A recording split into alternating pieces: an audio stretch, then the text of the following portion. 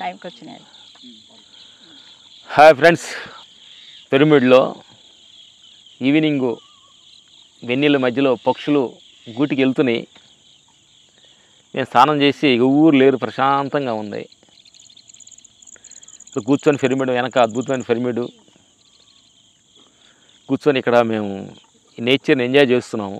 ప్రకృతిలో అప్పుడప్పుడు మనం ప్రకృతిలోనే మనుషుల మధ్యలో జీవించి మనుషుల మాటలకి అలవాటు పడిపోయి వాటికి ఇంటరాక్షన్ అయిపోయి మనుషులు ఇలాంటి నేచర్లో కూర్చుంటే ప్రకృతి అమ్మ మనం చూస్తూ ఎలా ఎంజాయ్ చేస్తున్నాం. చూడండి, మనం ఎలా చూస్తున్నాడు, ఆకాశం భూమి అన్నీ. అలాగే ప్రకృతి అమ్మతో పాటు మన ఎదురుగా నా బంగారు తల్లి అమ్మగారు ఉన్నారు. అమ్మగారు ఇక్కడ పిరమిడ్లోనే సేవ చేస్తుంది. ఈ ఇంటర్వ్యూ చేయకముందు అమ్మగారిని కొన్ని విషయాలు మేము అడిగాము. ఎంతో స్ట్రగుల్ జీవితంలో, ఎన్నో స్ట్రగుల్స్, పోరాటాన్ని అన్నిటిని ఎదురించుకొని ఒకదాన్ని గెలుచుకుంటే. ఎందుకంటే చాలామంది అమ్మ అంటారు ఏంటంటే, మీ పేరేంటి బంగారు తల్లి? ఏమైనా అమ్మగారు పేరు మీ గురించి చెప్పాం బంగారు తల్లి. నమస్కారం, నా పేరు మల్లీశ్వరి.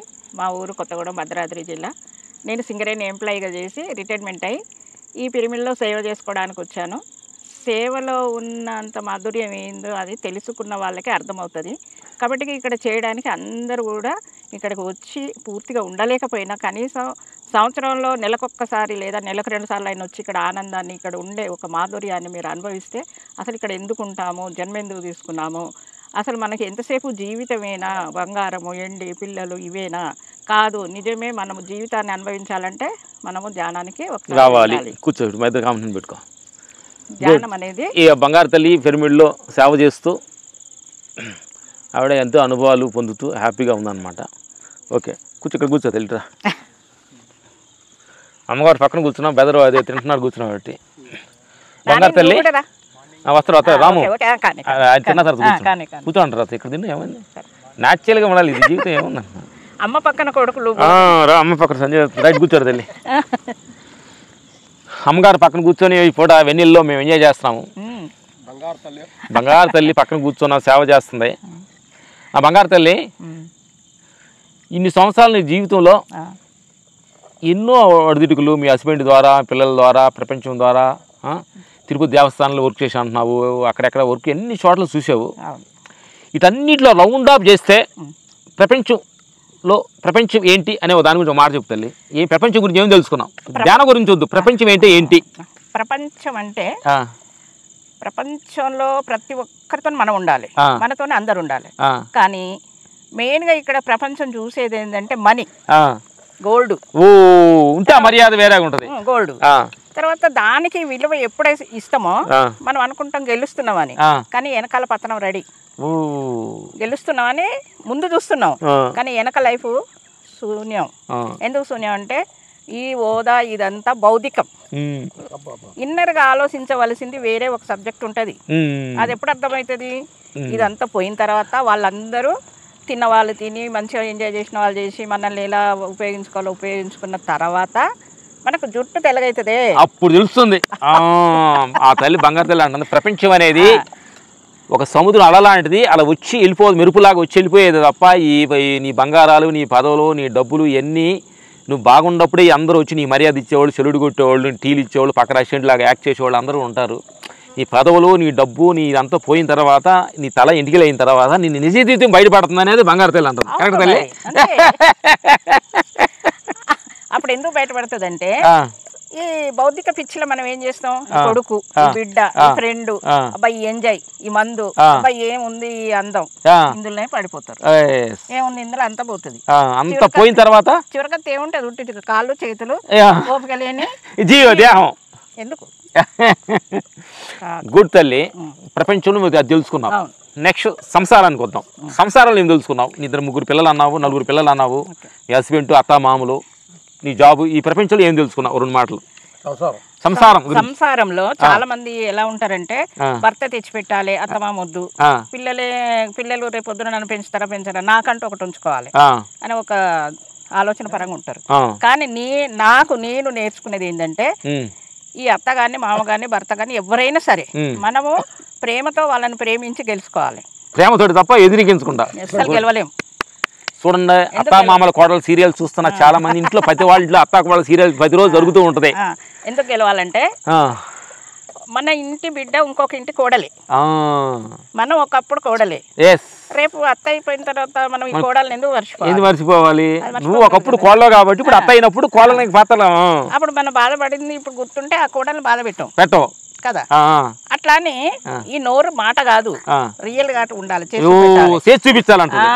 అందుకే నేను మాటలతో కాదు చేతలతో కాదు రియలైజింగ్ గా దాన్ని యాక్సెప్ట్ చేసి చూపించాలంటున్నా. నేను ఎందుకు అలా చెప్తున్నానంటే నేను 2 కొడుకులకు పెళ్లిళ్ళు చేసిన, వాళ్ళ ఇష్ట ప్రకారమే చేసా, కట్నం తీసుకోలేదు. మా కోడలు మా కొడుకు కొడితే మా కోడలు కాళ్ళు మొక్కి మా బంగారు తల్లి అన్నం తినేవాళ్ళు లేనప్పుడు అని బతిలాడేదాన్ని. నువ్వు నా బిడ్డ కాళ్ళు మొక్కుతా, నా కోడలు కాళ్ళు ఎందుకు మొక్కద్దు? బిడ్డ కాళ్ళు తప్పు వేరే, కోళ్ళు వేరే. ఎక్కడో కానీ 20 సంవత్సరాలు వచ్చి ఉండదంటే మరి తక్కువ ఏంటి? చూడు, కూతుర్ని కోళ్ళని సమానంగా చూస్తుందా నా బంగారు తల్లి. Thank you. తర్వాత భర్త అనేవాడు మనల్ని పెళ్లి చేసుకున్నాక మనం అతని మీద ఆధారపడి వస్తాం. ఆయన మంచోడు కావచ్చు, చెడ్డోడు కావచ్చు చెప్పలేం. మనం దాన్ని ఇష్టపడే చేసుకున్నాం, కష్టంగా అయితే చేసుకోలే. అట్లానే మంచోడైతే నేను అందులో ఎక్కించి కొద్దిగా తాగి తిరిగితే బయట పెడితే ఎవరు పరుగు పోద్ది, మనది కూడా పోద్దిగా. అందుకని తన డిజైన్ తనది, మన డిజైన్ మనది, మనకెందుకు? ఆయన చేసిన కష్టం ఆయనే అనుభవిస్తాడు కదా, మనం అనుభవించాం కదా. గుడ్. ఇప్పుడు సంసారం అయిపోయింది, మూడోది దేహం. దేహాన్ని గురించి ఏంటి? ఈ దేహమే ఒక దేవాలయం. Okay, good. దేహమే దేవాలయం లేదు, ఎక్కడ ఏం లేదు, దేహంలో ఎత్తుకుంటేనే దేవాలయం ఉంది, అంతే. గుడ్.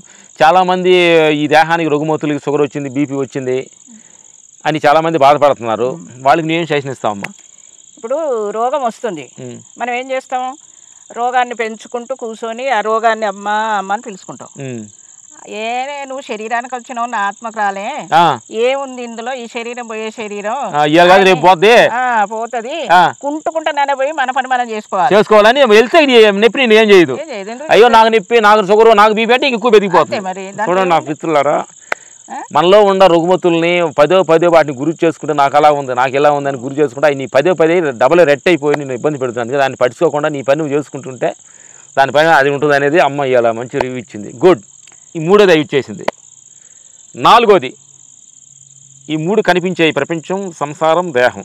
కనిపించిన ఆత్మ గురించి నీకు వచ్చిన అనుభవం ఏంటి చెప్పండి. అయితే కనిపించిన ఆత్మ కోసం ఏంటంటే, నేను సింగరేణిలో జాబ్ చేశా, ఉద్యమాలు చేసిన, రాజకీయాలు చేసిన, డాన్సులు వేసిన, ఆటలు ఆడిన, టెలిఫిలిం తీసిన, పోలీస్ స్టేషన్ పోయినా, కోర్టుకు పోయినా, అన్ని ప్రపంచంలో ప్రతి పాఠం నేను చూసి నేర్చుకున్నా. తర్వాత నా 2వ కొడుకు కూడా చనిపోతే అతనికి నిప్పు కూడా పెట్టా, దాని అనుభవం కూడా తెలుసుకున్నావు. ఇక్కడ ప్రపంచంలో తెలియలేని అనుభవం అంటూ నా జీవితంలో ఏది లేదు. కానీ ఏ రోజు కూడా నేను దాని గురించి చింతించలే, దాన్ని సంతోషంగా ఆహ్వానించుకున్నా. ఎందుకు ఆహ్వానించుకున్నా? ఇది మన పని కాబట్టి మనం చెయ్యాలి, కాబట్టి మనం చెయ్యాలి. ఏం జరిగినా పర్లేదు, మన చేతుల్లో సమయం లేకుండా ఏం జరిగినా యాక్సెప్ట్ చేయాలి. ఇప్పుడు తెల్లారింది, పొద్దుపుతుంది కదా, మన చేతుల్లో ఏముంది? చూడండి నా ప్రేక్షకు దేవుళ్ళారా, మనిషిలో ఫ్యామిలీలో వీటిలో వస్తున్న కష్టాలు అనేది సహజంగానే వస్తుంటాయి. అందుకే మేము ఎప్పుడు చెబుతుంటాం, బాగా ఏదైనా సంతోషం రాగానే అలా పొంగిపోతారు, ఏదైనా ప్రాబ్లం రాగానే దుఃఖంలో కుంగిపోతున్న ప్రేక్షకు దేవుళ్ళని ఏదైనా దాన్ని యాక్సెప్ట్ చేయాలి. ఆనందం వచ్చినా యాక్సెప్ట్ చేయి, అలా దుఃఖం వచ్చినా యాక్సెప్ట్ చేయి, ప్రతిదాన్ని యాక్సెప్ట్ చేసుకుని వెళ్తుంటేనే దానిలో మజా ఉందని అమ్మగారు చెప్పారు. గుడ్. చెప్పండి తల్లి, ఆత్మస్థితి అంటే ఏంటి నీ అనుభవం ప్రకారం? ఆత్మ అంటే ఏంటి? ఆత్మ అంటే నేను చాలా రోజులు ఏమనుకునేదాన్ని అంటే, ఈ ధ్యానంలోకి రాకముందు ఆత్మ ఎక్కడ ఉంటుంది, దాన్ని ఎట్లా పట్టుకుంటారు అనుకునేదాన్ని. అయితే పత్రిజీ గారు మాకు 97లోనే మాకు సర్క్యులర్ పంపారు. అప్పుడు నేను ఈ ధ్యానంలో ఒక 3 నెలలు చేశాను. కాకపోతే అప్పుడు పిల్లలు చిన్నగా ఉండి ఉద్యోగాలు అవన్నీ, ఆ ప్రాబ్లం వల్ల నేను దాన్ని పెద్దగా స్పందించలే. ఇదేం ధ్యానాలే అనుకునేదాన్ని. తర్వాత బ్రహ్మకుమారి చేశాను, మిషనరీ చేశాను, మరి తర్వాత రామచంద్ర మిషన్ అన్ని తిరిగాను. నాకు ఎక్కడ పెద్దగా నీకు మనసు కనెక్ట్ అవ్వలే. కనెక్ట్ కావాలంటే మనం స్కూల్ పోతాం, 6 మాస్టర్లు ఉంటారు, 6 మాస్టర్లు కరెక్టే చెప్తారు, కానీ ఎవరో ఒకళ్ళు వస్తారు మనకి, ఒక్కరికే కనెక్ట్ అవుతాం. కరెక్ట్, మంచి క్లారిటీ ఉంది, కరెక్ట్ గా బంగారు క్లారిటీ ఉందా జీవితం అవుతే. నాకు పత్రి గారి గురించి ఒక ఆవిడ ఇట్లా అంటే అప్పుడు నాకు కొంచెం ఈగో ఉండేది. నేను ఎందుకంటే నాకు భర్త పోయిన తర్వాత నేను ఎవరింటికి వెళ్ళేదాన్ని కాదు, ఎవరితో మాట్లాడేదాన్ని కాదు. అంతే మరి, మనకు కాలు ఇచ్చింది ఎందుకు, మనకు ధైర్యాన్ని ఇచ్చింది. ఇప్పుడు మొగోడు అంటే అమ్మ మొగోడు రా అంటాడు. ఏ ఆడది మొగోడు కాదా? కాదా? ఏ ఆడదానికి ధైర్యం లేదా? ఆడదానికి కాళ్ళు ఉన్నాయి, రెక్కలు ఉన్నాయి. కాకపోతే మొగోడికి ఆడదానికి కొన్ని రుక్మతలు తేడా, అన్ని ఒకటే. అదే గాలి, అదే జుట్టు, అదే అదే కొన్ని రుక్మతలు తేడా. దాంతో ఒకరిని మనం ఎందుకు సహాయం అడగాలి? నేను ఎవరిని సహాయం అడగలేదు. నా పిల్లల విషయంలో కానీ నా సొంత విషయం. నాకు ఆపరేషన్ అవుతుంటే నవ్వినా. ఇదేంటి నవ్వుతే తిట్టినాను. తిడితే నేను ఈ దేహానికి వస్తే నాకేందమ్మా? దేహం ఇప్పుడు కోసిన ఉంటది, రేపు కోసిన ఉంటది. ప్రాణం ఉంటే అది బాగా అయితే, ప్రాణం లేకపోతే దీనికి నేను ఇప్పుడు నవ్వే నవ్వును ఎందుకు ఆపుకోవాలి? ఫుల్ కడుపు ఇట్లా ఊగుతుంది. ఏందమ్మా నీకు బుద్ధి లేదా అని వాళ్ళు బూతులు తిడితే తిట్టుకో, నీ నోరే పోతుంది. నేను హాయిగా నవ్వుతున్నా. నా మనసు ఆనందంగా ఉందన్న. కళ్ళ ఆపరేషన్ చేశారు, మేడం నవ్వింది. ఏంటమ్మా నీకు ఏమనిపిస్తలేదంటే, నేను ధ్యానంలో ఉన్నామ్మా. నువ్వు ధ్యానంలో ఏం చేస్తావు నాకెందుకు? శరీరం నీది, అది ఆత్మ నాది. అప్పుడు ఆమె ధ్యానం అంటే ఏంటని అడిగింది. అంటే శ్వాస మీద జాసమ్మ అని చెప్పా. Good good good good good. అట్లా నాకు అనుభవపూర్వక. ఆత్మస్థితి అంటే ఏంటమ్మా నీ అనుభవం? ఆత్మస్థితి అంటే ఇప్పుడు మనం ప్రపంచికంగా చీర కట్టుకుంటాం, నగలేసుకుంటాం, తోటి మంచిగా ఉంటాం. కానీ వీళ్ళు ఈ భౌతికంగా పైననే కనబడతారు. ఈయన ఆ చొక్క వేసుకున్నాడు, ఈ అమ్మాయి ఆ తమ్ముడు అక్కడ కూర్చున్నాడు, ఆ బాబు కూర్చోలేక నిలబడ్డాడు. కానీ ఇందులో ఉన్న ఆత్మ ఎప్పుడు సంతోషంగానే ఉంటది, ఎప్పుడు ఆనందంగానే ఉంటది. దానికి దుఃఖం అనేది తెలియదు. నాకు ఇంకా మెయిన్ గా నాకు ఏమిటంటే చావంటే నాకు భయం ఉండదు. ఇదేంటి చావంటే అసలు ఏంటి ఏంటి అంటే ఏంది అసలు? హాస్పిటల్ మంచాలు పడుతున్నాయి, కాపాడండి సార్, డాక్టర్ గారు నీ దండమైన సార్ కాపాడని అంటుంటారు.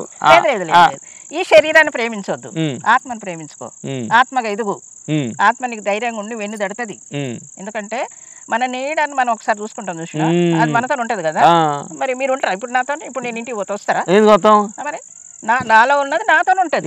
దాన్ని ఎందుకు మర్చిపోయి మనం భౌతిక కోసం ఆలోచించాలి, ఒకరి మీద ఆధారపడాలి. కాబట్టిగా ఎవరి మీద ఆధారపడద్దు. ఇది ఆత్మస్థితి అంటే ఎవరి మీద ఆధారపడేది కాదు, మన లోపల ఉన్న స్థితిని నువ్వు తెలుసుకోవడం ఆత్మస్థితి అని. నా బంగారు తల్లి, ఆత్మస్థితి అంటే ఆధారపడేది కాదు. ఏంటంటే మేము ఎప్పుడు చెబుతూ ఉంటాము, భౌతికవాదం ఆత్మికవాదం అంటే ఎలా ఉంటుంది అంటే, భౌతికవాదం అనేది ఇంకో దాని మీద ఆధారపడి ఉంటుంది. నా నగలు వేసుకుంటే ఆనందం అంటే నగల మీద ఆధారపడింది. నేను పలానా తింటే ఆనందం అంటే తిండి మీద ఆధారపడింది. నేను ముందు తాగితే ఆనందం ముందు మీద ఆధారపడింది. కానీ ఆత్మ ఆనందం అనేది దేని మీద ఆధారం లేనిది, అది అంతరాత్మలో ఉండేది. ప్రేక్షకు దేవుళ్ళారు, అమ్మ నీకు చాలా క్లారిటీగా ఇచ్చింది, మేము అన్నీ చెబుతుంటాము. కానీ అమ్మ నోటికొండగా చెబితే మీకు క్లారిటీగా ఉంటుంది అనే కోసం ఈరోజు మంచి అద్భుతమైన మీటింగు వెన్నెలలో పిరమిడ్ దగ్గర సూపర్గా ఉంది. మైండ్ ఇటు తిరిగి అసలు ఎలా వస్తుంది, మా మొక్కలు తెలుస్తున్నాయో లేవో ఎలా ఉంది తెలియదు నీకు. చూపించు అమ్మగారిని, చూపించు అమ్మగారు.